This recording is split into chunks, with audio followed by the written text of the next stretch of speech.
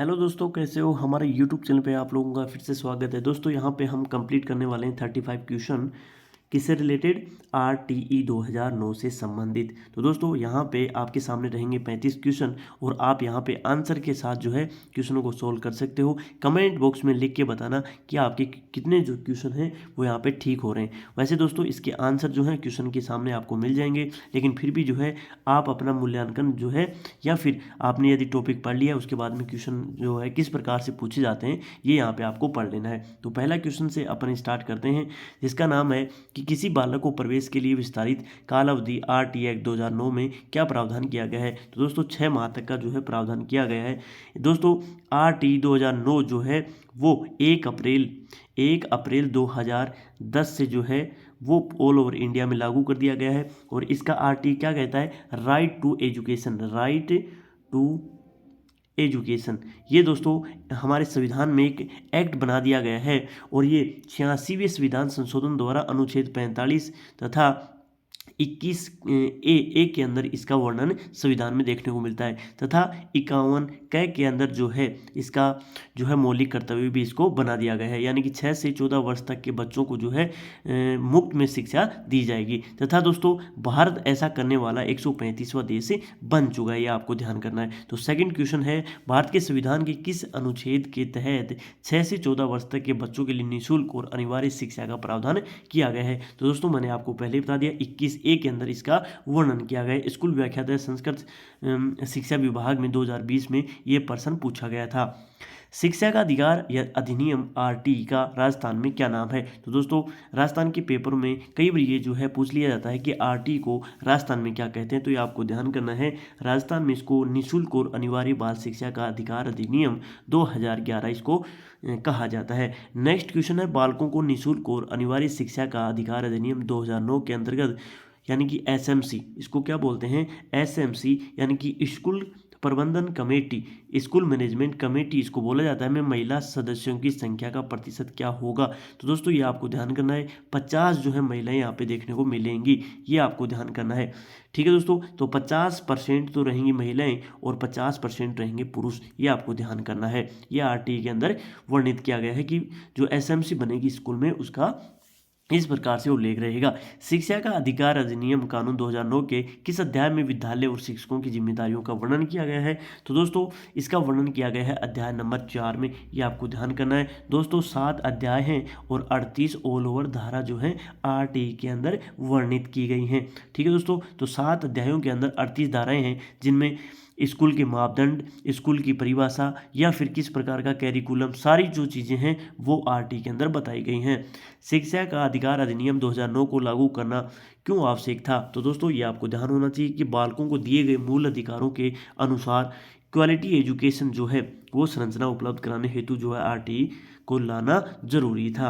फिर next question है कि बालकों का निःशुल्क और अनिवार्य शिक्षा का अधिकार अधिनियम 2009 के तहत एक 6 वर्ष से अधिक उम्र का बालक जो किसी भी स्कूल में प्रवेशित नहीं रहा, ऐसे बालक को किस कक्षा में प्रवेशित किया जाएगा। तो दोस्तों उसको हम के किस आधार पे करेंगे, उसकी आयु क्या है उसके अकॉर्डिंग जो है उसको क्लास में एंट्री अपन दे देंगे, ये आपको ध्यान करना है। तो इसका राइट ऑप्शन हो जाएगा, उसकी आयु के अनुरूप उसको जो है एडमिशन देंगे उस क्लास में।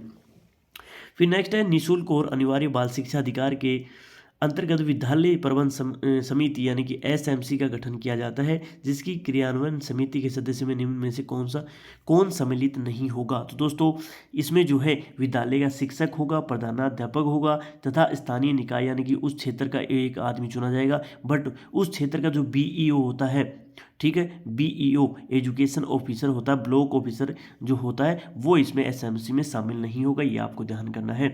राजस्थान निःशुल्क और अनिवार्य शिक्षा नियमों के प्रावधानुसार विद्यालय विकास योजना निर्माण हेतु निम्न सूचनाओं का एकत्रीकरण आवश्यक नहीं है। तो दोस्तों ये आपको ध्यान करना है, उनके जो बैंक खातों का जो डिटेल है वो अपन को जरूरी नहीं है, कक्षा का नामांकन जरूरी है, अतिरिक्त शिक्षकों की आवश्यकता उनकी संख्या जरूरी है, और वर्षवार अतिरिक्त वित्तीय आवश्यकता वो भी जरूरी है। नेक्स्ट क्वेश्चन है, बालकों का निःशुल्क और अनिवार्य शिक्षा का अधिकार अधिनियम 2009 के अनुसार निम्नलिखित में से कौन अध्यापकों के प्रशिक्षण के लिए मानकों को विकसित और लागू करेगा। तो दोस्तों केंद्रीय सरकार जो है वो इसमें इसकी मुख्य भागीदारी रहती है तथा इनका दोनों का जो रेशियो है वो भी काफ़ी इंपॉर्टेंट है। तो दोस्तों इसका जो प्रशिक्षण देगी टीचरों को वो देगी केंद्रीय सरकार, ये आपको ध्यान करना है। दोस्तों कमेंट बॉक्स में आपको लिख के बताना है कि केंद्रीय सरकार और स्टेट गवर्नमेंट का कितना % जो है योगदान रहता है, कितना % उनका जो अनुदान है उसका रेशियो रखा गया है। तो ये आपको कमेंट बॉक्स में लिख के बताना है। नेक्स्ट क्वेश्चन है, निःशुल्क और अनिवार्य बाल शिक्षा का अधिकार अधिनियम 2009 में वर्णित समुचित सरकार के कर्तव्यों के अनुसार केंद्रीय सरकार का उत्तरदायित्व क्या होगा। तो दोस्तों शिक्षकों के प्रशिक्षण के लिए मानकों को विकसित और लागू करना, ये हमने ऊपर इससे पहले ही बात कर ली। तो दोस्तों टीचरों के लिए क्या क्या जो है रूल रेगुलेशन और उनके जो मेजरमेंट होंगे वो क्या होंगे तथा उनको जो ट्रेनिंग जो है प्रोवाइड करवाएगी वो करवाएगी सेंट्रल गवर्नमेंट, ये आपको ध्यान करना है। बालकों का निःशुल्क और अनिवार्य शिक्षा का अधिकार अधिनियम आरटी 2009 के अनुसार एक बच्चे को प्राथमिक शिक्षा पूर्ण होने तक किसी भी कक्षा में पीछे ले जाने का निर्णय लेने हेतु कौन सक्षम है। तो दोस्तों राज्य का जो राज्य सलाहकार जो परिषद होती है वो उस बच्चे को पीछे कर सकती है, बाकी जो है राष्ट्रीय सलाहकार परिषद नहीं कर सकती, बाल अधिकार संघ और समुचित सरकार उसको पीछे जो है निर्णय लेने में समर्थ नहीं है। एकमात्र जो संस्था है राज्य सलाहकार परिषद, वो एकमात्र इसका निर्णय ले सकती है। बालकों का निःशुल्क आरटी के तहत प्रत्येक शैक्षणिक वर्ष की समाप्ति पर किन कक्षाओं की नियमित परीक्षा ली जाएंगी। तो दोस्तों ये आपको ध्यान करना है, 5वीं जो और 8वीं है उन्हीं का जो है वार्षिक परीक्षाएं होंगी, बाकी जो 1, 2, 3, 4 और 6 इन कक्षाओं की किसी प्रकार की कोई वार्षिक परीक्षाएं नहीं होंगी। वो विद्यालय स्तर पर तो परीक्षाएं होंगी, बाकी उनका जो जिस प्रकार से हम पहले बोलते थे बोर्ड जो है वो बोर्ड खत्म कर दिया गया है। ओनली 5वीं और 8वीं का जो है वो रखा गया है, बोर्ड नहीं, एकमात्र की वार्षिक परीक्षा इनमें उनकी ली जाएगी। तो ये आपको ध्यान करना है। नेक्स्ट क्वेश्चन है, निःशुल्क और अनिवार्य यानी कि आरटी के अनुसार अध्यापकों द्वारा निम्नलिखित में से कौन सा उत्तरदायित्व पूरा नहीं किया जाना है। तो दोस्तों ये आपको ध्यान करना है। तो दोस्तों उनका जो पंचांग यानी कैलेंडर जो होता है विनय करना, ये जो है वो उत्तरदायित्व नहीं किया जाना। बाकी जो माता पिता का अभिभावक को नियत बैठक रखना तथा प्रत्येक बालक की अधिगम सीखने की क्षमता का आकलन करना और विनिर्दिष्ट समय के भीतर संपूर्ण पाठ्यक्रम पूरा करना, ये जरूरी है। नेक्स्ट क्वेश्चन है, शिक्षा का अधिकार अधिनियम 2009 की धारा 29(1) के तहत राज्य की घोषित शैक्षिक प्राधिकारी संस्था कौन सी है। तो ये आपको बताना है SIRT। दोस्तों SIERT ये आपको सर्ट जो है अपन बोलते हैं स्टेट के अंदर, तो ये जरूरी है यहाँ पे, ये आपको ध्यान करना है, ये जिम्मेदार है इसके लिए। बालकों का निःशुल्क 2009 के RT 2009 के तहत प्रथम कक्षा से 5वीं कक्षा तक 60 बच्चों तक के प्रवेश पर अध्यापकों की संख्या क्या रहनी चाहिए। तो दोस्तों यहाँ पे रहेगी 2, यानी कि रेशियो रखा गया है 30 बच्चों के ऊपर 1 टीचर रहेगा। तो दोस्तों 60 बच्चे हो गए, 60 के ऊपर 2 होंगे तो 60 जो है बच्चे होंगे, ठीक है दोस्तों। और वहीं पे ये मात्र प्रथम से 5वीं कक्षा का रेशियो है। वहीं पे आपको ये कमेंट बॉक्स में लिख के बताना है कि 5वीं से 8वीं का जो है रेशियो क्या रखा गया है, ठीक है दोस्तों। और बच्चों की संख्या यदि 200 प्लस है तो फिर टीचरों की संख्या कितनी होगी, ये आपको कमेंट बॉक्स में लिख के बताना है। प्रारंभिक शिक्षा में कक्षा 1 से कक्षा 8 या कौन सी कक्षा तक की शिक्षा सम्मिलित है। तो दोस्तों ये आपको ध्यान करना है, कक्षा 1 से 8 तक के जितने भी बालक हैं उनको मुफ्त शिक्षा दी जाएगी और 6 से लेकर 14 वर्ष तक के आयु वर्ग के बच्चों को। तो दोस्तों ये आरटी के अंदर प्रावधान किया गया है। बालकों का निःशुल्क और अनिवार्य शिक्षा का अधिकार अधिनियम 2009 में ऐसे बालक जो अनुसूचित जाति, अनुसूचित जनजाति, SC ST, विकलांग, हैंडीकैप, सामाजिक व शैक्षिक पिछड़ा वर्ग, ऐसे ही अन्य समूह से संबंधित परिभाषित हैं। तो दोस्तों उनको कमांड रूप से बोला जाता है अधि असुविधाग्रस्त समूह, यानी कि वंचित समूह जो है आरटी के अंदर उनका वर्णन किया गया है। तो दोस्तों ये आपको ध्यान करना है। नेक्स्ट क्वेश्चन है, निःशुल्क और अनिवार्य बाल शिक्षा का अधिकार अधिनियम 2009 के तहत प्रारंभिक शिक्षा के लिए प्रवेश प्राप्त कोई बालक प्रारंभिक शिक्षा पूरी करने तक निःशुल्क शिक्षा का हकदार होगा। तो दोस्तों सभी प्रकार के विद्यालय में 14 वर्ष तक जो है प्राइवेट और सरकारी दोनों स्कूलों में जो है वो इसका हकदार होगा, ये आपको ध्यान करना है। स्कूल व्याख्याता में पूछा भी गया है। नेक्स्ट क्वेश्चन है, आरटी एक्ट 2009 के कौन सी धारा यह दर्शाती है कि प्रत्येक माता पिता या संरक्षक का कर्तव्य होगा कि वह आसपास के विद्यालय में प्रारंभिक शिक्षा के लिए अपनी संतान या प्रतिपाल्य को प्रवेश दिलाए। तो दोस्तों धारा 10 के अंदर इसका वर्णन किया गया है कि संरक्षक का यह कर्तव्य होगा कि वह आसपास के विद्यालय में प्रारंभिक शिक्षा यानी कि 1 से लेकर 8वीं तक और कक्षा 6 की जो है कक्षा 1 से लेकर 8वीं तक के लिए संतान और प्रतिलाभ को प्रवेश दिलाए। तो दोस्तों ये आपको जो है ध्यान रखना है, यानी कि पेरेंट्स की जिम्मेदारी है और इसका वर्णन किया गया है। ये एक मौलिक कर्तव्य माना गया है। निःशुल्क और अनिवार्य बाल शिक्षा का अधिकार आरटी 2009 के तहत निजी और विशिष्ट श्रेणी शालाओं में निम्नलिखित प्रतिशत बच्चे पहली कक्षा में प्रविष्ट होने चाहिए। तो दोस्तों 25% जो है प्राइवेट स्कूलों में 25% जो है वो आरटी के तहत जो है नामांकन होंगे, आपको ध्यान करना है। यानी कि स्कूल वाले जो है 25% बच्चे वो होंगे जो आरटी के थ्रू आएंगे, यानी कि निःशुल्क पढ़ाना उनको पड़ेगा, ये कंपलसरी कर रखा है। HM 2018 में प्रश्न पूछा गया है। निःशुल्क और अनिवार्य शिक्षा अधिकार अधिनियम 2019 अधिनियम किया गया है। तो दोस्तों भारत की संसद में, अब भारत की संसद होगी तो लोकसभा तो आएगी, राज्यसभा आएगी, उन दोनों में पास होने के बाद राष्ट्रपति के पास कोई बिल जाता है और वो साइन करने के बाद एक्ट बन जाता है। तो ये आपको ध्यान करना है कि आरटी जो है वो भारत की संसद द्वारा अधिनियमित किया गया है।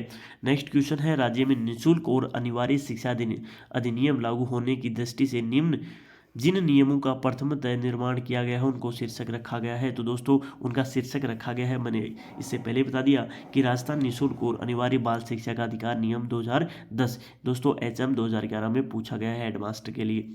ठीक है, फिर नेक्स्ट अपन बात करते हैं कि निम्नलिखित में से कौन सा राजस्थान के संदर्भ में आरटी एक्ट नियमों का सही नाम है। तो दोस्तों फिर से कई बार जो है ये क्वेश्चन पूछा जा रहा है। राजस्थान निःशुल्क और अनिवार्य बाल शिक्षा अधिकार अधिनियम 2011 इसको नामकरण के नाम से जाना जाता है, ये दोस्तों आपको ध्यान करना है। आरटी अधिनियम 2009 में किस आयु वर्ग के बच्चों को निःशुल्क उपलब्ध शिक्षा करवाई जाएगी। तो दोस्तों मैंने आपको पहले बता दिया 6 से लेकर 14 वर्ष तक के बच्चों को निःशुल्क जो है शिक्षा उपलब्ध करवाई जाएगी। तो चारों ऑप्शन में किसी भी जो है ऑप्शन में ये बात नहीं है। तो दोस्तों ये क्वेश्चन जो है गलत हो जाएगा, इसमें कोई सा भी जो है नहीं आएगा, ये आपको ध्यान करना है।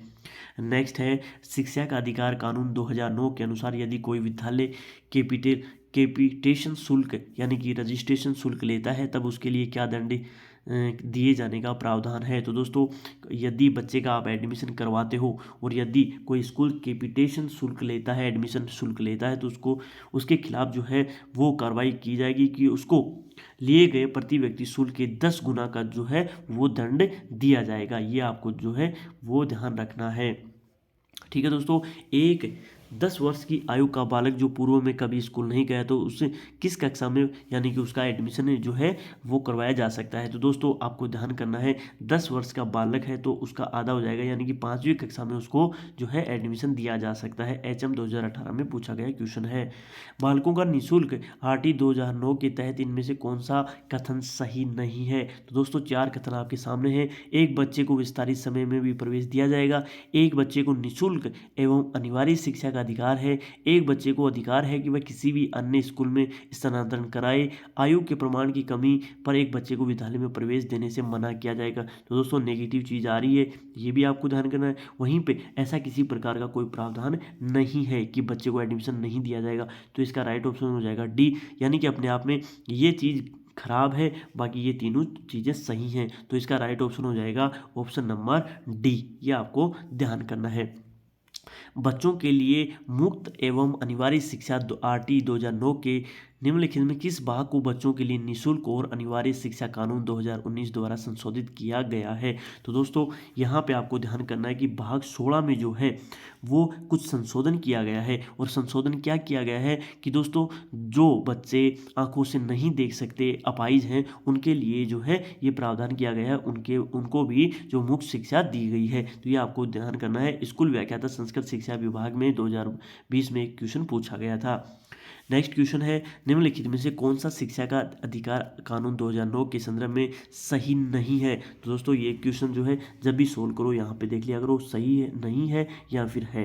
तो दोस्तों इसका राइट ऑप्शन हो जाएगा, यानी कि आरटी का जो भाग 14 है प्रति व्यक्ति शुल्क संग्रहण का निषेध करता है। तो दोस्तों ये आपको ध्यान करना है, एडमिशन के थ्रू किसी प्रकार का कोई रजिस्ट्रेशन फ़ी वगैरह नहीं ली जाएगी, तो इसका निषेध जो है वो आरटी करता है, आपको ध्यान करना है। नेक्स्ट क्वेश्चन है, बालकों का निःशुल्क और अनिवार्य शिक्षा का अधिकार अधिनियम 2009 के अनुसार एक अध्यापक जो मार्च 2015 को नियुक्त या कार्यरत है, न्यूनतम योग्यता नहीं रखता, ऐसी योग्यता कितने समय में जो है अर्जित कर सकता है। तो दोस्तों यदि कोई टीचर जो है वो पढ़ा रहा है तो उसको 4 साल का वक्त मिलेगा कि वो जो है निश्चित समय में अपनी योग्यता को जो है वो लेकर आए और वहाँ पे जो है उसको फिर वो कंटिन्यू पढ़ाने का मौका मिलेगा। तो ये आपको ध्यान करना है, 4 वर्ष का उसको जो है मौका दिया जाएगा। ठीक है दोस्तों, ये आपको ध्यान करना है। निम्नलिखित में से कौन सा कथन शिक्षा का अधिकार कानून 2009 के संबंध में सही नहीं है। तो दोस्तों फिर से आपको यहाँ पे ध्यान करना है, नहीं पूछा है। तो दोस्तों ये आपको ध्यान करना है कि इसके खंड 26 विद्यालयों में शिक्षकों की रिक्तियों को भरने संबंध है। इसका खंड 28 शिक्षकों के द्वारा निजी तंत्र को प्रतिबद्धता करता है। इसका अध्याय नंबर 3 जो है वो कैरिकुलम या फिर एवोल्यूशन यानी कि मूल्यांकन प्रक्रिया से संबंध है। तो ये आपको ये तीनों जो है सही हैं। ठीक है दोस्तों, वहीं ये नहीं है, यहाँ पे मूल्यांकन का उल्लेख किसी प्रकार का नहीं किया गया है। ये 2 है, 3 जो है ये सही है, सी जो है इसका सही जो है ऑप्शन नहीं है। तो यहाँ पे इसका राइट ऑप्शन हो जाएगा ऑप्शन नंबर सी, ये आपको ध्यान करना है।